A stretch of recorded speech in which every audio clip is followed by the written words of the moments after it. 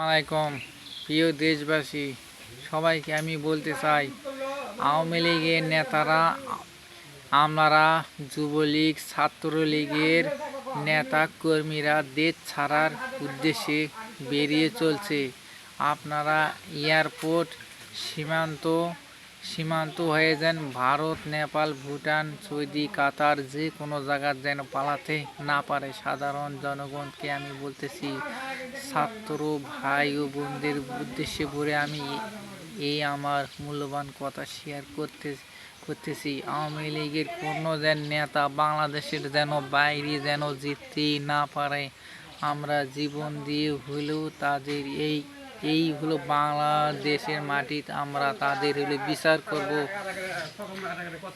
বিচার করব। আমরা সকলেই আমার এই হলো কথাগুলি মনোযোগ দিয়ে করে শুনবেন। আমি বলতে চাই, শামীম ওসমান কাবা কাদের আইনমন্ত্রী অনেক তারা বাহাদুরি বলছিল।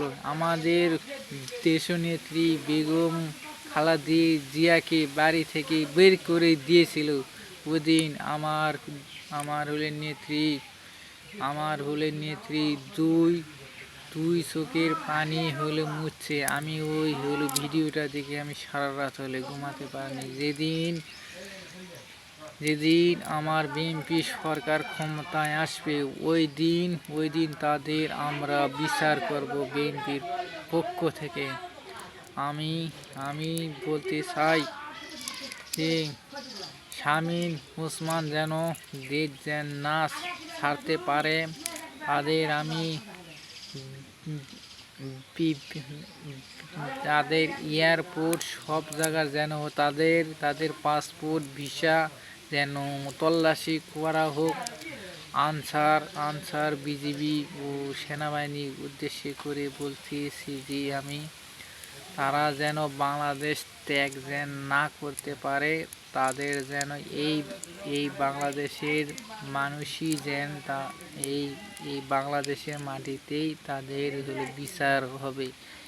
এই কথা বলে আমার মূল্যবান কথা শেষ করলাম। তারেক জিয়া জিন্দাবাদ। জয় হোক বাংলাদেশ জাতীয় দল বিএনপি।